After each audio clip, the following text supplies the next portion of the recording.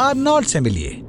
और snooze button को लगातार 10 बार दबाने का ये नतीजा होता है, आप प्लेनेट से निकलने का मौका गवा सकते हैं।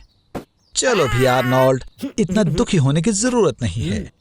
लोग अपना बहुत सा कूल सामान छोड़ कर गए हैं। तो सबसे पहले क्या करोगे? क्या सच में एक बड़ा बर्गर खाओगे? पर महंगी कार्स का क्या? और ट्रम्प के अपार्टमेंट में रहने का एक मौका? कुछ कूल करो। वाओ आर्नी, तुम एक असली हीरो हो। जू में सभी जानवरों को आजाद करना, ये एक अच्छा काम है। चलो भी दोस्तों, एक लाइक तो बनता है। पर पेट्स का क्या? पृथ्वी पर 500 मिलियन कैट्स हैं और उतने ही डॉग्स हैं। अगर वो खुले में घूमेंगे तो जंगली जानवरों का शिकार बन जाएंगे। पर अभी हम बुरी चीजों की बात नहीं करेंगे। हम इस पूरे प्लेनेट पर कुछ भी कर सकते हैं। हाँ, सबसे कूल रोलर कोस्टर। ये 206 किलोमीटर पर आवर की स्पीड से चलता है और 127 मीटर की ऊंचाई से नीचे आता है। आर्नोल्ड, पहले वो तुम्हारी कम हाइट की वजह से तुम्हें यहाँ नहीं आने देते थे, पर अब इसकी चिंता नहीं है। ऐसा लगता है कुछ खास मजा नहीं आ रहा। बिना इंसानों के धीरे धीरे सारी बिजली खत्म हो जाएगी। लिथियम बैटरी 7 सालों के बाद खुद डिस्चार्ज हो जाती हैं और 20 सालों बाद तुम सोलर एनर्जी का भी इस्तेमाल नहीं कर पाओगे, जब आखिरी पैनल टूट जाएगा। और कुछ डिकेड्स बाद बिना किसी सर्विस के न्यूक्लियर पावर प्लांट भी हमेशा के लिए बंद हो जाएंगे। आर्नोल्ड, वहाँ से बाहर निकलो। अगर तुम्हें चोट लग गई तो तुम 911 पर भी कॉल नहीं कर सकते। इस बार तुम्हारी किस्मत अच्छी थी। जैसे कि तुम देख सकते हो, कचरे को उठाने वाला भी कोई नहीं है। प्लास्टिक और ग्लास को डीकम्पोज होने में 700 से 1000 साल लगते हैं। तब स्नॉट एंड गॉब अपने लिए बारबेक्यू प्लान कर रहे थे। ऐसा लगता है कि सूरज का टेम्परेचर भी उनके अजीबोगरीब स्पेस सॉसेजेस के लिए काफी नहीं है। अब ये हुई ना बात। उप्स, ऐसी सोलर फ्लेयर्स अच्छी नहीं है, क्योंकि ये सारे पावर प्लांट्स और इलेक्ट्रिकल चीजों को अर्थ पर बंद कर देती हैं। ये पक्का प्लैनेट के सारे जरूरी कामों को बुरी तरह नुकसान पहुंचाएगी, और खासकर डॉक्टरों के काम को और हमारी बहुत सी चीजों को, जैसे सोशल नेटवर्क्स, लाइक्स और रीपोस्ट को। सिर्फ शैतान को इससे कोई फर्क नहीं पड़ेगा। ये शायद उन्हें फायदा भी दे सकता है। और ये रहा हमारा सबसे ज्यादा तेज कछुआ। सारी इलेक्ट्रिक चीजों की तरह एलॉन की गाड़ी भी खराब हो गई। सबसे जरूरी बात यह है कि कभी भी समय से पहले खुशी ना मनाएं। वो बेवकूफ जरूर होगा, पर आर्नोल्ड को पक्का आंख मारना अच्छे से आता है। बदकिस्मती से बस वो कम समझदार है। बैटरी खत्म हो चुकी है। अब इन लोगों को कैसे भी करके डेजर्ट से बाहर निकलना होगा। ये अच्छा है कि एलॉन ने पहले से कुछ सोच लिया, और ये और भी अच्छा है कि उसकी डिक्की में एक बाल्टी, एक छोटा रॉकेट और खाने का सामान है। ओह, आलू एक बड़ी आइडिया है। वैसे भी एक आलू में से 0.5 वोल्ट की वोल्टेज निकलती है, और आर्नोल्ड की कंबेशन इंजन गाड़ी को 13 वोल्ट चाहिए चालू होने के लिए। तो 26 आलूओं के साथ एक जिंक की कील और कॉपर की तार गाड़ी को चालू करने के लिए काफी है। अरे यार, ये करंट काफी कम है। इंजन को चालू करने के लिए 100,000 आलू वाली बैटरी चाहिए होगी। मैं तुम्हें जल्दी करने की सलाह देता हूँ। सूरज डूब रहा है और डेजर्ट में रातें बहुत ठंडी होती हैं। वाओ दोस्तों, बढ़िया आउटफिट है। मैं चाहता हूँ कि हम बिना फेमस ब्लू क्रिस्टल के ही कर लें आज। ओह रुको, मुझे पता है तुम क्या करना चाह रहे हो। अगर हम zinc bolts, screws, coins, sponges, potassium oxide, copper और ब्रेक पैड्स लें, उन्हें मिला लें और गाड़ी के साथ जोड़ें, तब हमारे पास एक आम बैटरी का चार्ज होगा। लड़कों ने सब कुछ सही किया। ये शर्म की बात है कि अभी भी इतना पावर नहीं है कि ड्राइव की जाए। जल्दी करो, समय निकलता जा रहा है। आर्नोल्ड, वहां ढूंढना बंद करो। रुको, दिखाओ तुम्हें क्या मिला। एक मैग्नेट। ये बिल्कुल वही है जो हमें चाहिए था आर्नोल्ड। हे एलॉन, ये समय वो करने का नहीं है, ये इसी चीज के लिए है। 1831 में फैराडे ने भी कुछ ऐसे ही पहली बार किया था। उसके लिए हमें कॉइल, कॉपर वायर और मैग्नेट चाहिए। हम मैग्नेट को कॉइल पर डालेंगे जिस पर कॉपर लगा है, और हम कॉइल के अंदर मैग्नेट को हिलाते रहेंगे, और हर कॉपर की कॉइल 0.01 वोल्टेज जनरेट करेगी। पर ज्यादा टर्न्स की मदद से सब सही चल रहा है। देखते हैं इन लड़कों के लिए कैसे काम करता है। बस अपनी उंगलियों के साथ सावधान रहना। और हम बच तो गए। वैसे उंगली दोबारा आ जाएंगी। आर्नोल्ड, टेस्ला को यहीं छोड़ दो और अब पार्टी को जारी रखते हैं। ओह ओह, हे, कुछ भी छूना मत। तुम्हारी जल्दबाजी से गड़बड़ हो गई आर्नोल्ड।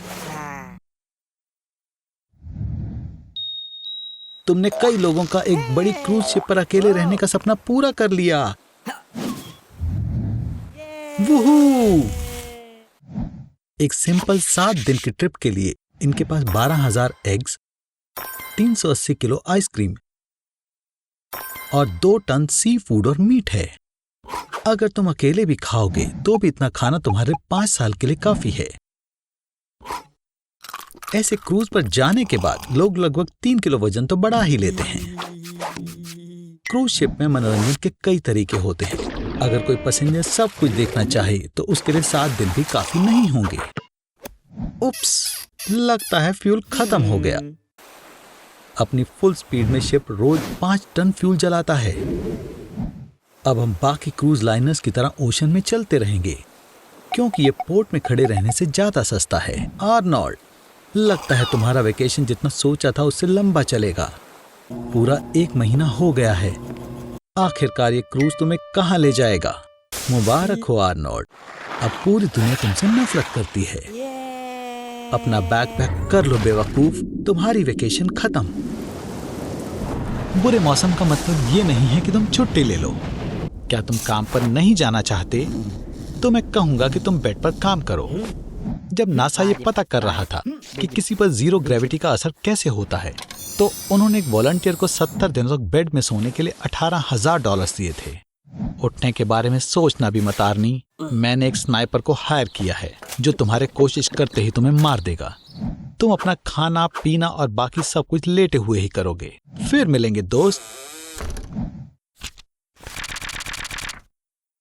हे, क्या तुम सोए थे? तो तुम कैसे हो? शायद इतने बढ़िया भी नहीं हो। लग रहा है कि तुम मोटे हो रहे हो। खाना खाने से जो भी एनर्जी आती है वो कहीं नहीं जा रही। पर बेड सोर्स ये बुरे हैं। ब्लड प्रेशर हाई होने की वजह से स्किन का ब्लड फ्लो रुक चुका है। रुक जाओ बेवकूफ कहीं के। अच्छी खबर है आर्नोल्ड, तुम सोवियत साइंटिस्ट के बनाए हुए रिकॉर्ड्स के करीब हो। बेड में 370 दिन रहना। तुम इतने हॉट नहीं लग रहे। हर दिन तुम्हारा 5% मसल मास कम हो रहा है और उसके ऊपर तुम्हारी हड्डियां भी टूट चुकी हैं और कम हिलने डुलने की वजह से तुम्हारी हड्डियां ठीक नहीं होंगी और वो जल्दी ही टूट जाएंगी। और इस तरह लेटे रहकर सोना लगभग नामुमकिन हो जाएगा। बिना कोई एक्टिविटी किए दिमाग को समय का पता नहीं चलता और ना ही सोने के समय का पता चलता है। पर इसके कुछ फायदे भी हैं। तुम अपने सभी शोज बार बार देख सकते हो। अब मैं यहां से निकलता हूं। शो के मजे लो आर्नोल्ड। ये मत करो आर्नोल्ड, तुम्हारा वक्त नहीं बचेगा। ये बहुत खतरनाक है। मुझे शुक्रिया कहो आर्नी, मैंने वक्त को रोक के तुम्हारी जान बचाई है, जैसे वो कार्टून्स में करते हैं। तुम ऐसी सिचुएशन में सबसे पहले क्या करोगे? शायद पेंटागन के आर्काइव्स में जाकर देखोगे कि क्या आर्मस्ट्रॉन्ग सच में चांद पर गया था, या फिर तुम सूजी को किस करने की कोशिश करोगे। ओह, बस तुम जापान मत जाना। उन्हें वक्त को रोकना पसंद है। उन्हें यह बहुत ज्यादा पसंद है। फिजिक्स के हिसाब से अगर वक्त रुकेगा तो सब रुक जाएगा। आपको ये जानने के लिए मैथमेटिशियन होने की जरूरत नहीं है कि स्पीड और डिस्टेंस के लिए सबसे जरूरी चीज है वक्त। अगर इनमें से किसी की भी वैल्यू 0 होगी तो बाकी की भी 0 हो जाएगी। अब एडवेंचर को आगे बढ़ाते हैं। लाइट्स, पार्टिकल और फोटॉन्स भी रुक गए हैं, जिसकी वजह से कुछ भी देखने की शक्ति भी खत्म हो गई है और तुम पानी भी नहीं पी पाओगे। सब कुछ जम गया है। एक और मजेदार बात है, रोशनी जो अर्थ को 65 मिलियन ईयर्स पहले ही छोड़ गई थी, वो अब 65 मिलियन लाइट ईयर्स दूर है। और अगर कोई बड़े से टेलीस्कोप से अर्थ की तरफ देखे तो उसे डायनासोर्स दिख सकते हैं। पर मैं कहता हूं असलियत में वापस आते हैं। लेकिन आर्नोल्ड, अब तुम कहां रहने वाले हो? ऐसा लगता है जंगल में। खैर, मुझे चिंता भी नहीं है। तुम्हें शायद पहले से ही पता होगा, गर्म रहने के लिए तुम्हें शर्ट के अंदर लीव स्टफ करनी होंगी और पीने के पानी को छानना। और नहीं, कुछ मत खाओ बेवकूफ। इसलिए अभी तक तुम बहुत दूर नहीं गए हो। चारों ओर बहुत ध्यान से सुनो। ट्रैक्टर का शोर 3-4 किलोमीटर दूर से सुना जा सकता है। एक कुत्ते का भौंकना 2-3 किलोमीटर दूर से, 10 किलोमीटर दूर से एक ट्रेन जा रही है और BTS के गाने। खैर, तुम उन्हें हमेशा सुन सकते हो। वो क्या है आर्नोल्ड? ओह, जरा देखो, एक छोटा बच्चा, वो खो गया है, बिल्कुल तुम्हारी तरह। आखिरकार स्लो लॉरिसेस ज्यादा ट्रॉपिकल फॉरेस्ट में रहते हैं। उसे पालने की कोशिश भी मत करना आर्नी। लॉरिसेस अपने एल्बो जॉइंट्स लीक करते हैं, जो कि डेडली वेनम कहलाते हैं, इसलिए उनके काटने से तुम मर सकते हो। तुम्हें एनिमल पाथ को फॉलो करना चाहिए। ये बहुत अच्छा होगा अगर तुम्हें बहता पानी मिल जाए, कोई झरना या नदी। यहाँ से तुम मछली पकड़कर खाना खा सकते हो। अच्छा हाँ, आर्नोल्ड, ऐसा करते हुए तुम पूरा दिन यहाँ नहीं रहोगे। और जैसा तुम देख सकते हो, मैं ठीक था। जंगल में रात बिताना बहुत खतरनाक होता है। हे दोस्त, मुझे लगता है तुम्हें इस पेड़ में रात बितानी चाहिए। हाँ, ये रिट्स नहीं है, लेकिन ये सच में सेफ है। सुबह होते ही तुम्हें क्लियरेंस की जरूरत है ताकि तुम रेस्क्यूअर्स को देख सको। जंगल में किसी पर्सन को ढूंढना एक बहुत ही खास ऑपरेशन है, जिसमें रेस्क्यूअर्स, वॉलेंटियर्स और मिलिट्री भी शामिल है। इलाकों को पार्ट्स में डिवाइड किया है और हर एक में घास को बिछाया गया है। एक केस ऐसा भी था जिसमें कोई खो गया था। उसने ये जाने बिना खुद को ही ढूंढा। ये आदमी जंगल से बाहर निकलने में कामयाब रहा, किसी को नहीं बताया और उसकी तलाश करने वालों के साथ मिल गया। अगर तुम आग लगाते हो तो तुम्हें ऊपर से भी देखा जा सकता है। इसे सच में स्मोकी बनाने के लिए इस पर ताजे पत्ते फेंकना सबसे अच्छा है। Happy holiday Arnold. आज प्लेनेट साफ हो जाएगा। सभी देशों के लीडर्स लिथियम, ऑयल और यूरेनियम से पूरी तरह छुटकारा पाने के लिए मान गए हैं। अब एनवायरनमेंट को किसी से भी खतरा नहीं है। लेकिन हम फॉसिल फ्यूल के बिना एनर्जी कैसे क्रिएट करेंगे? इंसान हर साल 150 पेटावाट घंटे एनर्जी का इस्तेमाल करता है। इतनी एनर्जी प्रोड्यूस करने के लिए 200 बिलियन सोलर पैनलों की जरूरत पड़ेगी, जो कि 3.7 ट्रिलियन स्क्वायर फीट एरिया में फैले होंगे। ये सहारा डेजर्ट के एरिया का 3.7% है। अगर पूरा डेजर्ट एरिया पैनल से कवर हो जाए तो हमें हमारी जरूरत से भी 27 गुना ज्यादा एनर्जी मिलेगी। लेकिन इसमें $5 क्वाड्रिलियन लगेंगे। इस प्रॉब्लम को ब्रूट फोर्स की मदद से सॉल्व करना और भी आसान हो जाएगा। तुम्हारे पास ये क्या है आर्नी? एक लिथियम बैटरी। अब आर्नी, तुम्हें भी बाकी सभी एनवायरनमेंट वॉलेटर्स के साथ खुद ही एनर्जी जनरेट करनी होगी। लेकिन एक प्रॉब्लम है। अगर पृथ्वी की पूरी आबादी पूरे साल बिना रुके पैडल चलाती रहे तो हम सिर्फ 10.5 पेटावाट घंटे एनर्जी जनरेट कर पाएंगे। ये हमारी जरूरत का सिर्फ 7% ही है। हमारी जरूरतों को पूरा करने के लिए हमें 150 ट्रिलियन लोगों को हर दिन 8 घंटे पैडलिंग करने की जरूरत है। 8 घंटे बाइक चलाने पर तुम्हारी सजा खत्म हो जाएगी। तुम कितने बड़े बेवकूफ हो, तुमने विच कनेक्ट नहीं किया। क्या तुम्हें पता नहीं है ग्रेविटेशनल बैटरीज कैसे काम करती हैं? अगर तुम वजन को काफी ऊंचाई तक उठाते हो और फिर उसे छोड़ देते हो तो उसमें स्टोर्ड एनर्जी रिलीज होती है। इस एनर्जी को इलेक्ट्रिकल एनर्जी में कन्वर्ट किया जा सकता है। एग्जाम्पल के तौर पर 1 किलोवाट स्टोर करने के लिए तुम्हें 900 किलोग्राम वजन उठाना होगा, वो भी 400 मीटर की ऊंचाई तक। इतनी एनर्जी आधे घंटे कंसोल गेम खेलने के लिए काफी है। तो फॉसिल फ्यूल से छुटकारा पाने का आइडिया पूरी तरह से फेल हो गया है। अब इस वजह से इंसान जानवरों में बदल गए हैं। हम सब तो नेचर को बचाना चाहते थे, पर कैसे? अब सभी को एनर्जी चाहिए। द फ्लोर इज लावा, लेकिन यहाँ ये असली लावा है। बढ़िया है ना? तो ऐसे एक बच्चों वाली साधारण गेम आपदा ला सकती है। फ्लोर को टच मत करना आर्नी। लावा का टेम्परेचर 1200 डिग्री सेल्सियस तक जा सकता है। तुम्हें आसपास जो भी चीज दिखे उसका इस्तेमाल करके इधर उधर जा सकते हो, लेकिन याद रखना कुर्सी सिर्फ 3 सेकंड में जल जाएगी, तुम्हारा बेड 5 सेकंड में गायब हो जाएगा और तुम्हारा टीवी सिंगल टीवी कमर्शियल से भी ज्यादा जल्दी पिघल जाएगा। चलो ऊपर छत पर। हे, गिरना मत, अगर तुम लावा में गिर गए तो तुम्हें भयंकर जलन होगी जो तुम्हारे नर्व एंडिंग को पूरी तरह बर्बाद कर देगा और तुम्हारे चमड़े को अंदर से जलाकर राख कर देगा। लेकिन दूसरी तरफ देखें, इसका मतलब ये है कि तुम्हारे पास ये महसूस करने का समय नहीं होगा कि लावा तुम्हारी हड्डी तक को कैसे जला देता है। अरे नहीं, तुम बेवकूफ हो। लोहा हमेशा ज्यादा जल्दी गर्म होता है। अरे बेवकूफ, लेकिन आराम से, भले ही तुम गिरो, तुम डूबोगे नहीं। लावा उतना लिक्विड नहीं है जितना लगता है, बल्कि इसकी डेंसिटी कंक्रीट से भी ज्यादा है। जहां तक लावा पर चलने की बात है तो तुम्हें बस खास एस्बेस्टस जूतों की जरूरत होगी, जैसे जियोलॉजिस्ट इस्तेमाल करते हैं। वाह, ये गर्म हो रहा है। इस टेम्परेचर पर ओशंस का सारा पानी उबल जाएगा और मछली के सूप के एक बड़े पॉट में बदल जाएगा। ये दुनिया की आखिरी मछली को बचाने का समय है। लेकिन असल में सबसे बुरी चीज गर्म लावा नहीं है, बल्कि तब क्या होगा जब ये ठंडा हो जाएगा। जैसे जैसे टेम्परेचर घटता है, लावा स्टीम और गैस के एसिड क्लाउड बनाता है और उनमें छोटे छोटे कांच के टुकड़े होते हैं जो इंसानों के लिए खतरनाक होते हैं। लेकिन फिक्र मत करो, जल्दी पूरी दुनिया हवाई आइलैंड में बदल जाएगी।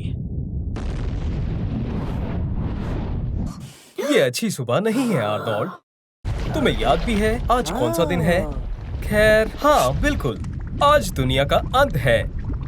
एक वोल्केनो का विस्फोट हो भी चुका है और सुनामी भी आने वाली है।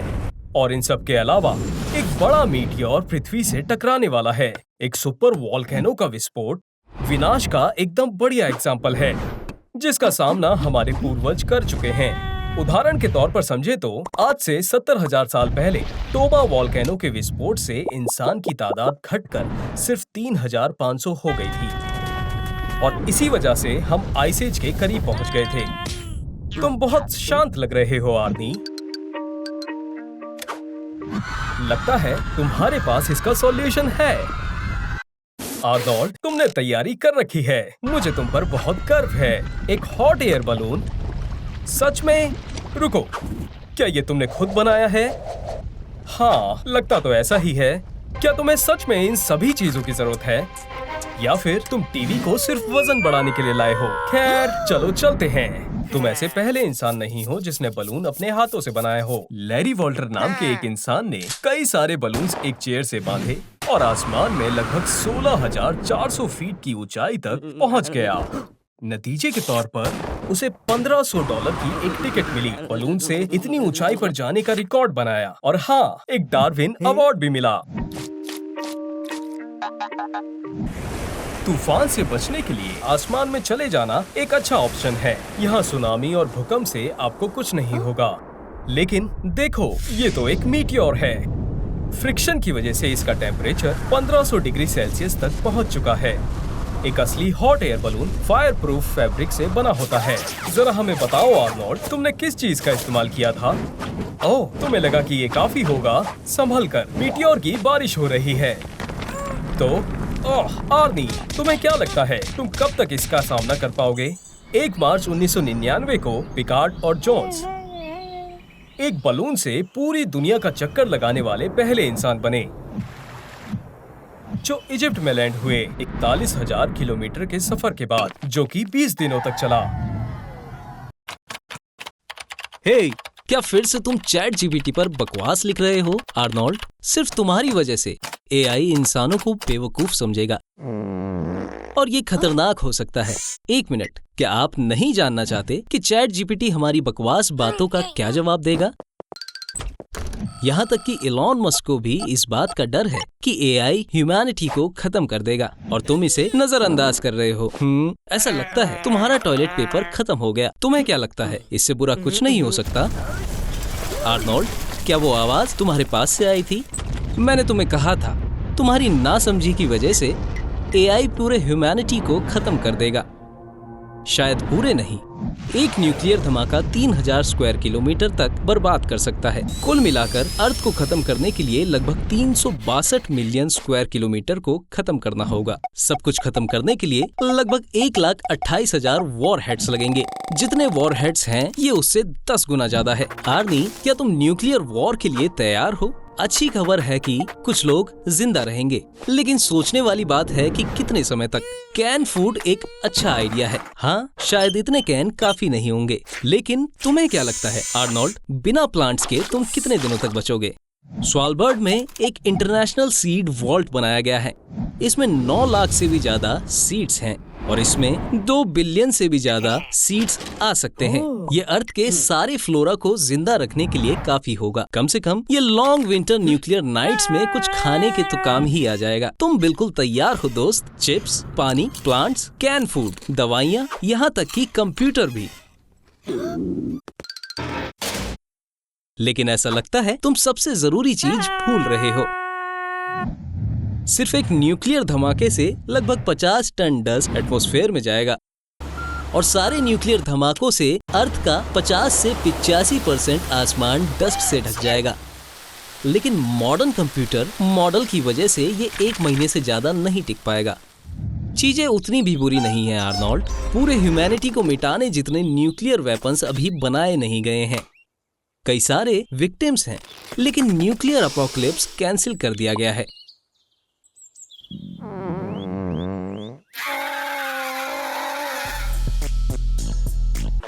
जो समाज की बनाई हुई चीजों के मजे ले रहा है ना आर्नी?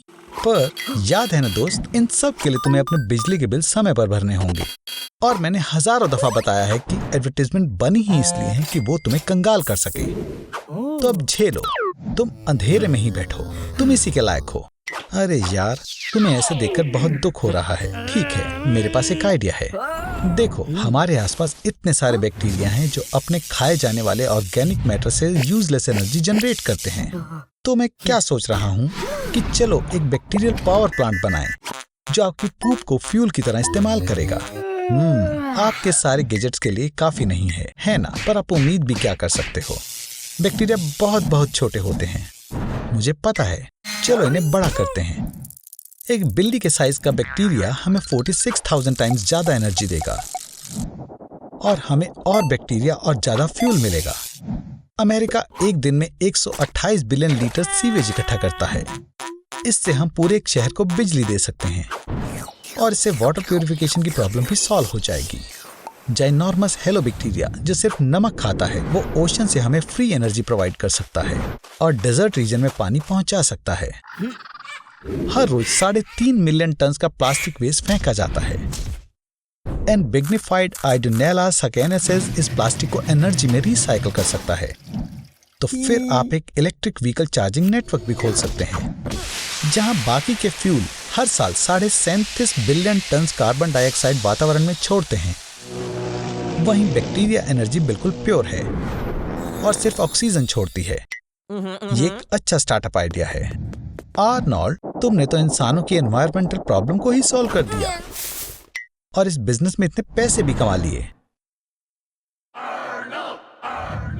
आर्नोल्ड, उठो। क्या तुम फिर से कैट के साइज के बैक्टीरिया के बारे में सोच रहे हो? तुम्हें पता होना चाहिए कि सेल डिवीजन सिर्फ माइक्रोस्कोपिक ऑर्गेनिज्म में ही हो सकता है। जैसे ही बैक्टीरिया अपने मैक्सिमम साइज में पहुंचता है, वो 2 में डिवाइड हो जाता है और ये हर 20 मिनट में होता है। तो सिर्फ 6 घंटे में एक बैक्टीरिया 25,000 गुना बढ़ सकता है और तुम्हारे कर्जे भी इसी स्पीड से बढ़ रहे हैं। तो अब उन्हें भरने की बारी है। आर्नोल्ड, जल्दी जल्दी, नहीं तो अगले 20 सेकंड में तुम बैक्टीरिया फूड बन जाओगे।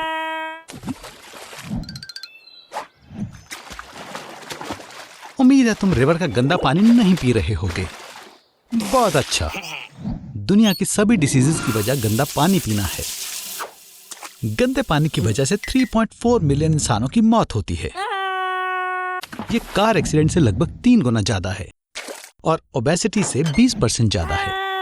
अच्छा है कि तुम पीने वाला क्या? इको एक्टिविस्ट ने तुम्हारी सभी प्लास्टिक बॉटल्स ले ली। अब तुम्हारे पास बिल्कुल पानी नहीं है, लेकिन मुझे पता है तुम्हें प्यास लगी है। बस रिवर से पानी मत पीना।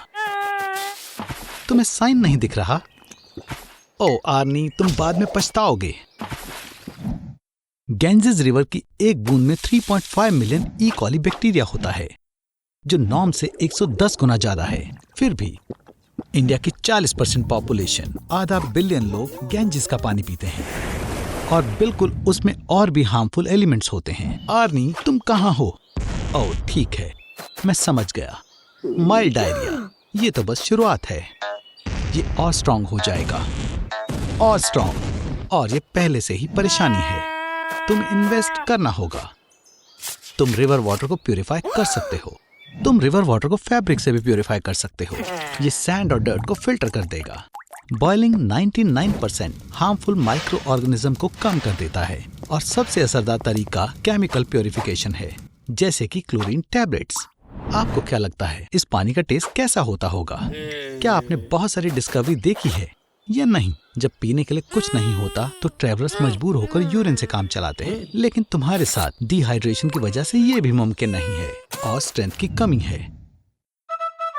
ओ आर्नोल्ड, तुम वापस आ गए। अच्छे लोगों ने तुम्हारी मदद की। पानी कितना टेस्टी है, लेकिन किसी पर भी ऐसे ही यकीन नहीं करना चाहिए। प्यार और नफरत के बीच एक छोटी सी लाइन है। भागो आर्नी। तुम सोच रहे हो कि तुम लकी हो। खैर, तुम गलत हो। फिर से। फोन बूथ देखी है? मेन कैरेक्टर बनने के बारे में तुम्हारा क्या ख्याल है? तुम निशाने पर हो, मेरे निशाने पर, और अगर तुमने फोन काटा मैं तुम्हें शूट कर दूंगा। इस तरह से। आराम करो आर्नोल्ड, तुम्हें बस फोन पर नॉन स्टॉप बात करनी है और अपनी दयनीय जिंदगी जीनी है। तुम वैसे भी क्या करते हो? तुम मूवीज देखते हो, काम पर जाते हो। क्या तुम्हारे पास काम है भी? बिल्कुल है। तुम मेरे लिए काम करोगे आर्नी? तुम मूर्ख हो। तुम्हें रोड पर नजर रखनी चाहिए। हर चौथा कार एक्सीडेंट मोबाइल फोन की वजह से होता है। शायद दुनिया भर में हर साल 1.6 मिलियन एक्सीडेंट। यह ड्रंक ड्राइविंग से 6 गुना ज्यादा है आर्नी। यह बेहतर होगा अगर तुमने ड्रिंक की होती। क्या तुम मुझे सुन रहे हो आर्नोल्ड? मैंने तुम्हें बिना रुकावट की बातचीत के बारे में कहा था। लाइन पर ही रहो। क्या तुम महसूस कर सकते हो कि तुम्हारा फोन कैसे गर्म हो रहा है? ये सब लिथियम बैटरी के ओवरवर्किंग के कारण हो रहा है। लिथियम एक एल्काली मेटल है जो बहुत तेजी से एनवायरनमेंट के साथ इंटरेक्ट करता है। तुमने शायद अपना चार्जर ब्लैक मार्केट से खरीदा होगा, जहाँ वो सस्ता नकली सामान बेचते हैं। इससे बैटरी डैमेज हो सकती है और परिणाम के रूप में एक्सप्लोजन। चिंता मत करो आर्नी, मैं तुम्हें नया फोन दूंगा।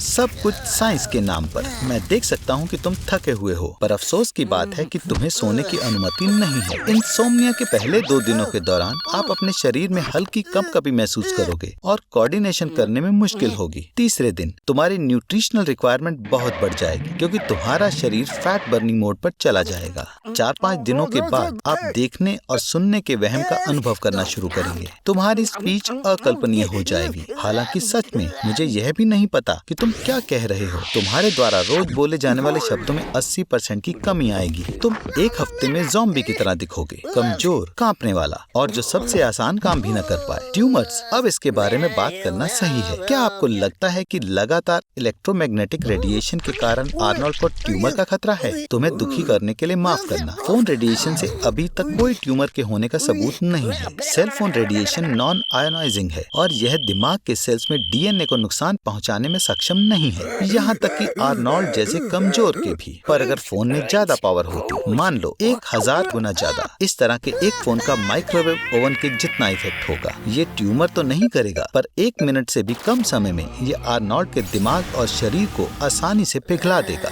बेहतर होगा कि तुम दूसरी मूवी देखो आर्नी। खैर आर्नी, बहुत लंबे समय तक रहना सच में इतनी ज्यादा समस्या नहीं है। अभी के रिसर्च में वादा किया गया है कि उम्र को बढ़ने से रोकने की दवाई जल्द ही बन जाएगी। हम गेम में आगे बढ़ेंगे और आपकी उम्र बढ़ने से रोकेंगे। क्या आप 1000 साल तक जीने के लिए तैयार हैं? पहले छोटा सा इंजेक्शन। तो चलिए सबसे पहले बात करते हैं कि 1000 साल के जीवन के साथ आपको मैनकाइंड को क्या ऑफर करना होगा। कुछ भी नहीं, शायद 230 किलोग्राम त्वचा को छोड़कर, जिससे तुम्हारा शरीर लगातार बढ़ेगा, जो एक 1.5 फुटबॉल फील्ड को कवर कर सकता है। और फिर तुम्हारे सारे बाल उगेंगे, जिसकी लंबाई 10 स्टैच्यू ऑफ लिबर्टी के बराबर होगी। यह शायद कुछ बढ़िया है जो तुम कर सकते हो, पर चिंता मत करो, इसका एक और बेनिफिट है। पिछले 100 सालों से एवरेज लोगों की हाइट 8 सेंटीमीटर बढ़ी है, जिसे ज्यादातर मेडिकल एडवांसेस द्वारा एक्सप्लेन किया गया है। और क्या होगा अगर तुम अपने पूरे जीवन के लिए बढ़ते रहे? एक्सपेरिमेंट्स के अंत में तुम 80 मीटर्स लंबे होगे। खैर, अब तुम पूरी तरह से एक अजीब क्रिएचर हो, पर नहीं, तुम्हारे लिए भी आर्नी ये बहुत ज्यादा है। लंबा जीने में सबसे बड़ी रुकावट 100 से 200 सालों तक तुम्हारे ऑर्गन्स का काम करने का बोझ ना उठा पाना है। तुम्हारे जॉइंट्स तुम्हारे खुद के वजन और स्ट्रेस के कारण टूटना शुरू कर देंगे। किस्मत से रोबोटिक ऑर्गन सीन पर दिखाई देंगे, यह बेहतर है, पर क्या शरीर के सभी हिस्सों को बदलना संभव है? बदकिस्मती से नहीं, तुम्हारे दिमाग की भी कुछ लिमिट्स हैं। बिल्कुल, आर्नोल्ड की मेमोरी 2.5 पेटाबाइट्स जानकारी रखने में सक्षम है। ये फेसबुक की सभी फोटोज के साथ 20 मिलियन आर्काइव बॉक्सेस के समान है, जो डॉक्यूमेंट से भरे हुए हैं। यह बहुत बड़े नंबर की तरह लग सकता है, पर आखिरकार 300 सालों में तुम्हारी मेमोरी भर जाएगी। जब आर्नी प्लेनेट का सबसे बूढ़ा आदमी बन जाएगा, वो तुरंत ही फेमस हो जाएगा, पर वो अपनी पूरी मेमोरी भर जाने के कारण 2 शब्दों को इकट्ठा बोलने में सक्षम नहीं होगा। तो तुम्हारा शरीर इतने लंबे समय तक जीने के लिए नहीं बना। क्या आप जानते हैं कि मानवता के लिए सबसे अच्छी बात क्या हो सकती है? उन्हें अपना बना लो।